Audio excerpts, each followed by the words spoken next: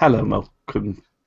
Oh, hello, and welcome to podcast 15. Okay, I'll start again. Hello, and welcome to Random Chat. We're up to episode 15. Woohoo! I'm joined Woohoo. tonight by I'm from that little woohoo. I'm joined tonight by John. Hello. And as you could tell by the title, slightly random title, it's called Time is of the Essence. Now, this is something that has come up because of the Order 1886, and that is about the length of games. Now, from the reviews, it seems like the Order has other problems, but we're just going to concentrate on this one. So, expect a little bit of randomness, a little bit talking about what we expect from games. And John, so you've played the Order 1886, haven't you? I played, about sort of a 20-minute booth demo at EGX this year. So we're not really going to talk about that game because we both haven't really got enough experience, but we're just going to talk about what we can expect. So we're looking at a game that's worth basically £60 in PlayStation 4 money. So £49, I think it is on the actual is place. it 49? Oh, okay, Yeah, so yeah. that's I think £10. that's $60 they're quoting actually, but So it's still 50, still 50 quid. So how long would you expect to play a game that's going to cost you that much money? see, this is the tricky question because it does. I think um, I think 50 quid is a lot of money for 5 hours. However, I pay 15 quid to go and see a 2-hour film. So it very much depends, I think, on what you get out of the game. As you said, we haven't played it. If you can go back and play that game multiple times and have a different experience, then maybe the money isn't such an issue. Um, but I'm not the sort of person that does play a game more than once unless it's really, really good. And I think the only game I have done that with is The Last of Us. So I think the bigger question is how can you price a game based on its length, or is there a scale that you can actually apply to this? I don't think there is. I mean, if you logically think if it's 50 quid for 5 hours, that's £10 an hour. Yeah, So, and to go watch a football match, for instance, is an hour and a half, and that costs you 60 quid. yeah. And as you said, to go see a film is sort of 15 quid for 2 hours, so it's 7.50 an hour. So if you start looking at it that way, actually, is the gaming that badly priced? No, and I think actually the fact that it's I mean for us in the UK, 49.99 is the lower end of the pricing that you get on the PlayStation Store for games. So generally we get charged between £50 and £55 for new games, or almost up to £60 actually. Yeah, it's definitely it's £49, 49.99 in the store at the moment to pre-order. I think I think also you've got to think about the person who's buying the game. I have a high disposable income compared to perhaps a student. So a student will, or someone with less disposable income, will be very, very careful about the game they buy because that £50 could be all they have for a month or two to spend on games entirely. So perhaps that's too much for them. For someone who's got a bit more cash, you perhaps can throw around a little bit more. Maybe that's a diverting, amount of money that they can play the game for. I think there's so many parameters here. Whether you're a bit more rich to pay for the games, whether you've got more time to play the games. Personally, 5 hours to 10 hours for me for a single player campaign game, I think is quite a good length because I don't have time to play really, really long games all the time. So I'm just going to go back to one point you said. You Yeah. said about the disposable income of some people. Yeah. When I was a kid, I bought games. Yeah. I had a Mega Drive that had an extra little slot so we could play Japanese imports because I used to like them. But I would get 5 or 6 games a year, and that was it. So why do you think it's maybe more to do with our expectations now of, there's all these great games coming. It's always looking for the next best game, the next best thing, and actually, 5 hours isn't a bad shot for a game, but it's because we expect more, if that makes sense. So maybe, going back, you think about Sonic the Hedgehog. Sonic the Hedgehog is not a long game, in effect, but but that game kept me busy for months. That's because Sonic the Hedgehog's gameplay is all about speedrunning it. It's all about getting all the collectible items that you go along the way. It's all about improving your best times. I don't think that applies to the Order. Oh no, I don't mean that. I just mean we're not talking about the Order. Just about games in general. Games in general. So if you think, yeah, I'm sure there's a comparable game to Sonic that's come out recently, but how long do you expect people to play that for? There will be those people who do stick to one title, but most people seem to flip and buy lots and lots and lots. So actually, if you're expecting to buy a game a month, that time investment, is it that bad? If that makes sense. I don't think so. And again, I don't think so because I have less time to play games. That is the issue here. But I think you're right. I think that especially within the whole next gen, the current gen that used to be next gen, the expectation now is for games to be A, beautiful, B, narratively more polished than they ever have been because these teams are so big, these AAA games, and to bring everything to everyone. And unfortunately, you've got games, or fortunately, from your point of view, you've got games like The Last of Us, you've got games like Uncharted that have set the bar quite high for a AAA experience that people like, critically acclaimed. I've never felt cheated by the cost of an Uncharted game or any Naughty Dog game because they generally deliver on everything that they promise. I think perhaps some AAA games that are shorter, and I'm thinking also of the latest Metal Gear Solid game that came out that was initially priced at about £40. And then when people found out it was an hour and a half playthrough, the price was dropped by about £10 in the UK. I think that was a reaction to comments on the length of the game. But again, that game, like Sonic, I think is more of an equivalent actually. You can play that over and over again and play it. Some people have played that for hundreds of hours, that single level game. So it very much depends on, like I said before, who you are, how you're going to play the game, and also your expectations of the game. I think that some AAA games that are short have too high expectations and too much hype.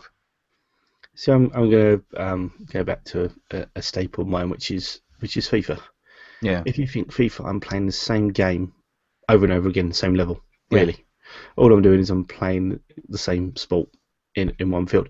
Actually, throw into that most first-person shooters. I play first-person shooters for the multiplayer. Yeah. So you get 10 maps, say. So basically, I'm playing the same level number of times. But to me, the value is still there because it's the extra hours. And that's the only thing with a story-driven game. Is it, do you get the nuance of the story straight away and you don't need to replay it, or do you need to replay it because there are those subtle hints? I think not Seven. Usual Suspects is generally the one, isn't it? In terms of films where you watch it. And over and over again to pick up all the nuances. Yeah, you get the ending and then you figure out why. And then you watch it again straight away just because you want to find out exactly what's going on. So I think a clever story, if it does it well enough, I'm like you, I don't tend to replay games. Yeah. It's a bit of a lie considering for Borderlands. I will say that but then there are. That's the quality of the game that's brought you back to it, not the gameplay as such. It is a gameplay, but I mean it's the whole package that you really enjoy that you want to play over and over again. But then also I can play in a different character. Yeah. So a different style of play, and that's something where that's where replayability goes. I mean I love and I hate the Telltale games. But I know the fact that they are between 5 and 10 hours long. But they are cheaper. Priced at around £20. Hmm. So, still not that cheap, but still cheap enough. But I don't like the gameplay. But I love the story.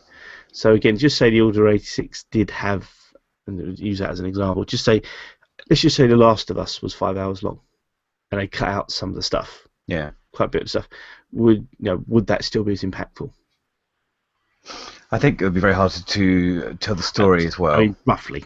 Yeah, probably. Yeah. With the DLC, that came out more recently with Ellie and her little friend. That wasn't long at all. I mean, that was you could get through that in an hour and a half.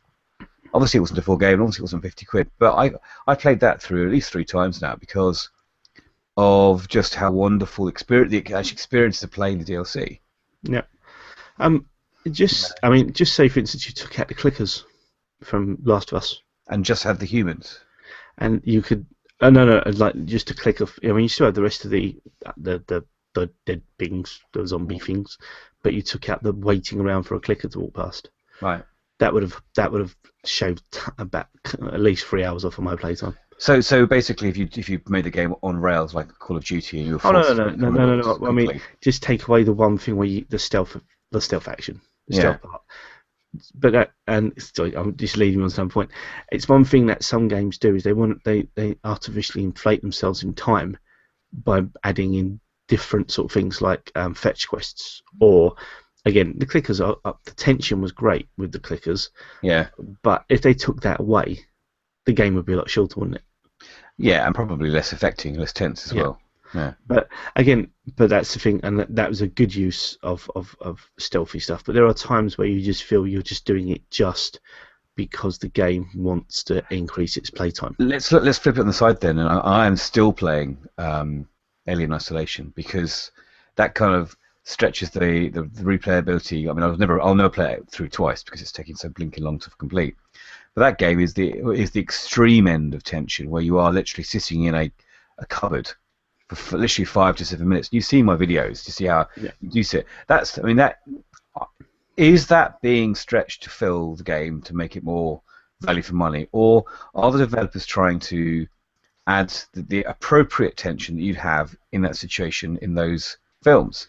The problem with that is getting sidetracked with this, but no, there are people who beat that in 90 minutes, aren't there? I don't know. Probably if you probably could there's people who can speedrun it, but that's the difference. Where what do that? That's about your playstyle. Yeah, you are a slightly cautious player. I am. Yeah. Yeah. I like the stealth games. Yeah. No. That's completely. But again, so what they've done is they've allowed you to play it in a set. You don't have to play that game in a set way. You can play it. It seems like you can play it in a few different ways. Not radically different. You can't go in all guns blazing, but there are people who beat that game very, very quickly. Bigger issue here. I think we have a bigger issue than this. And again, we're looking back at the developers of games now. If it's going to get to the point where every time a game comes out from a big AAA company, because it doesn't seem to affect the indie game companies, because the expectation is the games aren't as long. If every game that comes out is from a AAA studio is, say, 4 or 5 hours long, there's the general internet outrage, the general bullying of the developers, the general bandwagon that the press jump on when this happens. This is going to affect the development of games in the future, isn't it, surely? Are we not likely to see more steamy, bland, crowd-pleasing, on-rail shooter type games? Because the investment in the order, for instance, must have been astronomical, and I don't think they're going to make a return on that investment. Ready at Dawn are going to be stung by this, aren't they? Yeah, it seems like it completely. And they're not the only studios that this has happened to. But so is that going to affect games, do you think? Well, you always have companies who shoot for the stars. Yeah.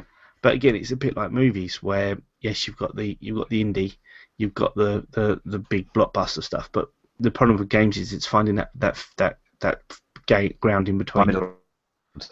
Yeah. So A developers or B developers, so to speak, and that's something that I think I can't remember their name. Bloody hell. Saints Row.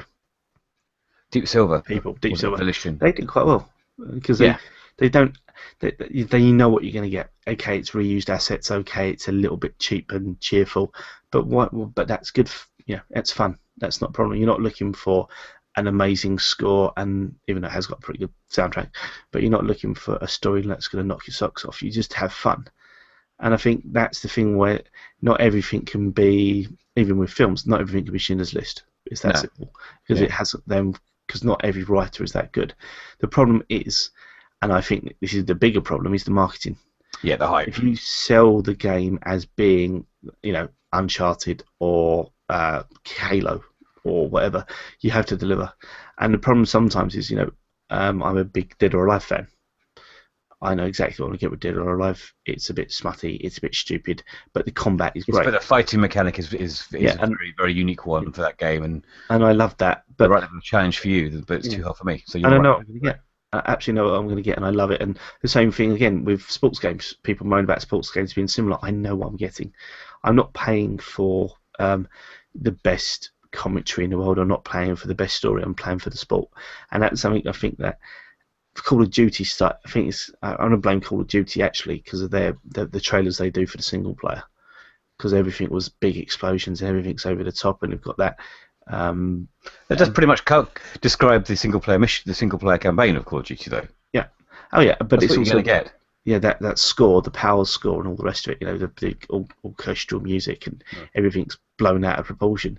But you know, the problem with that being is, you know, that's a hell of a lot of money to produce, and not everyone can do it. So don't compete. Instead of competing, why don't you just make something else slightly different? And but I do think it's, for me, it's the promotional side that's a bit wrong. But I'm not sure what you think about that. Well, I think a good example of that is Destiny and how the hype for that so built up, and then I really want to get a burn sound effect every time I say Destiny. I want to go. But it's, you know, it's for some people I think it did deliver, because I look at my friends list and still the largest number of people on my friends list are still playing Destiny.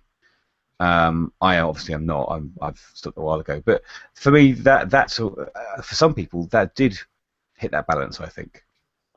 I think my Not everyone, my one was Mass Effect 3. Yeah. I got so much value out of that, not just for the single player. I mean, if I would have been happy to have paid again for that game, just for this multiplayer. I'd agree with you. In fact, if they brought the hands on my head now, if they brought the trilogy out again, definitive edition on the PS4, I'd probably buy it and play it again. Oh no, I more meant if they brought out the, obviously I haven't got a PlayStation 4, but just say for instance I did, and they brought out just a multiplayer. I'm not talking about the game. Right. That's multiplayer for Mass Effect 3 in higher definition, blah blah blah. I'd buy it straight away. Even if it was 50 quid, I'd buy it because I had so much fun with that and so much value. And that's the thing again. I suppose value, as they always say, is in the eye of the beholder, or whatever. Well, that's probably a good point to conclude on in that respect. I think you know, as we said before, there will always be some people who will buy these games and get stung because of expectation. There'll be some people perhaps who are a bit more who read the magazine, who read the websites, who listen to podcasts, who watch the Let's Plays, who are a bit more discerning, who won't get stung. And perhaps the studios are counting on that to make the money back from the development. I don't know. Even then, it's a bit short-sighted because steam me once, shame on me. Steam me twice, shame on you. Yeah. Or whatever it is. I don't know what it's called. But yeah, I mean, that's the problem when you push that way. But I do, obviously it always comes back to that one tip we always says, research, it's your money. Don't pre-order, wait till the game comes out.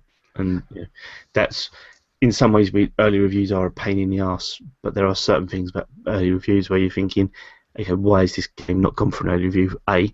B, if they're saying they can beat it in 5 hours. The only slight thing I would say about 5 hours, that if you think about that, could be a guy whose job is to play games. And it's done the bare minimum in terms of any extra detail. Yeah, but also the person who's that good. I'm not that good. So sometimes people say, again, Last of Us took me longer probably than most people because I'm crap and I died a lot. So does that change the game? Because it's again same with Alien Isolation, where a lot of people were having issues with the save points. Well, if you die before the save point, yes, you're going to go back a long way, but that's part of the game. I like those save points. I know they're annoying. I wasn't. That wasn't a comment on that. That's because I'm the person that maybe it applies to. But you're quite right. There'll be some people who just will hate those save points, and they are the people that shouldn't be buying that game. But you don't know about that. That's trouble. Yeah. And that's where it comes down to the trailers. One thing I think is going to come from this is, I think, as you say, there will be a lot less people pre-ordering. I think there'll be a lot more competition and more pressure and more incentives to pre-order. We're seeing them already. These ridiculous SKUs that you get. The Assassin's Creed games, the recent ones, had 20 to 30 different SKUs on the games that you could buy. I've got no idea. When I look on the PlayStation Store now, or the Xbox Live Store, there's so many different versions of those games. Like the Order's got one called the Legion, a Legion Edition or something. I have no idea what I'm getting. I just know one's more expensive than the other. The thing is, I think it makes sense in physical, because when you buy a game in the physical realm, you get like an extra little digital art book, or you get that sort of stuff. But sometimes when I buy it, again, flicking through on CD keys now, if I buy the Evolve Deluxe Edition, I get like a season pass and stuff, and a Mega Monster skin and stuff like that. Why would I spend an extra 10 quid? Because people do. Cool. I know, and that's why they do it, because people do buy them extra. But then I would spend an extra 10 quid on an art book. Yeah. Without a question. But do you not think perhaps there's a generation of people who are so used to the digital format that for them that is the most desirable thing for them to get? Oh no! I don't mind having a digital art book. No, no, but what I mean is But some people have been brought up not expecting real life objects anymore now. They're yeah, completely used to the downloads. That for them this is the norm and this is the usual thing. but I'd be fine if it was a download for a book. What I Yeah. mean is, it's just a new skin for an extra tenner. I don't get that, so I can show the fact that I've spent more money. Yeah, you don't get it, but there'll be some kids out there who can go, yeah, look at my skin, I'm the best, and they'll get a kick out of it. That's worth 10 quid. I know. I would like them sometimes to think about people like me, or just think about me. Basically, don't care about everybody else. Just think about what would appeal to me. But it's just there are ways they can make this work, and there are ways they could give you a bit more. We're not the target demographic anymore, though, Paul. Yeah, but well, you say that, but the average The average age age of is game, 32. and we're both over 32, but we're not that far removed. So, and we both have disposable income. Okay, Yeah. we don't have as much as some people because we both have children, but why are we not a target audience? I don't know. It makes no sense Yeah. because if they, I mean, I know obviously they do have to get new people into gaming, but why are we not a target? Because we have the money, and also the other thing is again, it shows with Mass Effect, the game was so good that it didn't have, it had free DLC, but I would have bought all the DLC without an issue. It wasn't all free. It was The narrative DLC wasn't free. a narrative. I mean, just again Still multiplayer. So just right. multiplayer. Yeah. I would have bought multiplayer. All the multiplayer DLC was free, wasn't it? Yeah. Because you were paying for the boxes if you wanted to. I would have happily paid money for that because it was a good game and it was Yeah. a good experience. And the same thing with, there are other games which I would, Borderlands, I have the season pass, etc. But anyway, but again, it all at the end of the day, it always comes down to, I'm happy to, if a game's good, I'm happy with the experience. I think most that, again, unfortunately, the Telltale games are a great example. I would happily pay 40 quid for thingy for The Walking Dead. It was 25, I think, 23.99 or something like that. No. So 23.99 is for the Game of Thrones, which I have bought, and I was very happy with that price. I would even pay more because it was such a good experience. So I think that there are companies which do price themselves a bit lower, which are quite good. So you can't tar every publisher / developer with the same brush. Yeah, and I think that's you hit on the head there. If a game is good quality, they can charge what they want for it. Essentially, the order from the reviews that we've seen on time of recording isn't. Again, we haven't played it, so we can't say this. We can't say this definitively.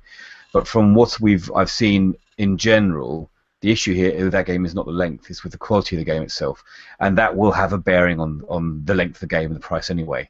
If it was an excellent game, if every minute of that 5 hours was brilliant, I think there'd be a lot less issues with it. But as it is, there's the issue. I think it's not a great game in itself. Apparently, No, and what we'll do is, obviously they won't say about what the ratings are, but generally speaking, they've got us down for smiley face. yes. So that's going harking back to last week's podcast. Yeah. But again, it's that thing. If it was Dynamite for 5 hours, I'd be happy. Yeah, and in fact, I know at the moment Game are offering a trade-in, half-price trade-in for it with selected games. If it had been a good game, because I have played a little bit, and the bit I played I enjoyed because it was all the action, I think, not the QTEs and cutscenes. I would have been tempted to take my copy of the latest Call of Duty that I don't touch at all down to Game to trade it in for 25 quid, and I'd have played it. Here's a question for you: do you think 5 hours is okay with a 25 quid price on it? If the game's good enough, I think 50 is fine. But from what I hear, it's not, unfortunately. Yeah. I mean, again, it's difficult to say, obviously, because you can't shorten a game down. But No. if a game hit me as much as Last of Us did, I would pay 50 quid for it and be happy. Yeah. But that's always the thing, if it was that good, it's absolutely fine. I paid double that, didn't I? Because I bought it again on PS4. Oh yeah, but I mean, just whatever game. I mean, Yeah. if a game is that good, I mean, I like the God of War games, but they do go on forever. Yes, they do. And I do remember thinking at the end of the one I played most recently that, oh God, when's this going to end? I enjoyed it, but I got fed up with the drawn-out endings to it. So It's always then in that last twist. It's like, I don't need another poxy twist. Just finish the game. But yeah, again, but no, I would. It's difficult. It's obviously difficult to do, but I would happily, again, for the Telltale games, I would happily pay 40 quid. So I think that's the balance. That's a shorter game. Admittedly, that's between 5 and 10 hours, so it's a little bit different in that sort of way. It's a little bit longer. But if the story's that good, if the gameplay's that good, I'd want to play it more, and then I'd obviously up the difficulty. Yeah. But I think I've definitely there was a few of the Vita games that were a bit shorter, or PSP games even, which were brilliant because they were short. Mercenary. Yeah. Isn't that long a game? I think it was £40, wasn't it? It was a full price title for the Vita. When it first came out, yeah. Yeah, and I was I would happily play that, and I was happy with the experience. A lot of people moaned because it didn't have a proper story narrative, did it? It wasn't built for. It was built for a mobile platform. That's why. And it was perfect for the Vita. It was a brilliant, inspired design choice, in my opinion. But again, it was shot down. Same thing with what's that? The third person army game. Unit 17, 13. That was perfect to me. The perfect Vita type. I mean, yes, it could have been a bit cleaner, a bit prettier, and a bit more tightened up. But in terms of gameplay, it was perfect. In my opinion. I really enjoyed that. I've still got it around somewhere. Yeah, me too. But so lots of people moan about it. And that's again what it comes down to is personal choice. So, yeah. As long as the game is made well, and I think that's the biggest issue. It can be a 40-hour game and crap. It can be a 5-hour game and wonderful. And what game is worth more money to you? There you go. No, it's a horrible way to finish it. So we apologise for being a bit naggy there. We're both old men. We apologise. I apologise more because I was a bit more naggy than John. I stand by everything I say, you bastard. Yes. I stand by it, but I'm just naggy and old. So thank you very much for listening to this little bit of a random ramble. We have been Backwards Compatible. Well, we are Backwards Compatible. You can follow John on Twitter at John PR Evans. I'm at Wellbeing Osteo. You can follow the site at backwards.com. On Facebook, Backwards Compatible. Same thing for G+, and on Pinterest. And there's other bits around YouTube pages going very strong at the moment with John's Far Cry 4 videos going crazy. I've had some requests for animals I forgot, so that's annoying. I'm going to go and find some more. All four slap your wrist. Yeah. For you tonight, young man. And pain in the arse. School teacher, this is where we need 100 lines. Yes. Or you have to blow up that animal 100 times. Yeah, I can do that. I'll just anyway, but other than that, thank you very much for listening. Don't forget to listen to the Backwards Compatible cast, which comes out on a Tuesday. And I'm Paul. Thank you very much for listening. And John. Hi, thanks. Yes, great, thanks. And good night.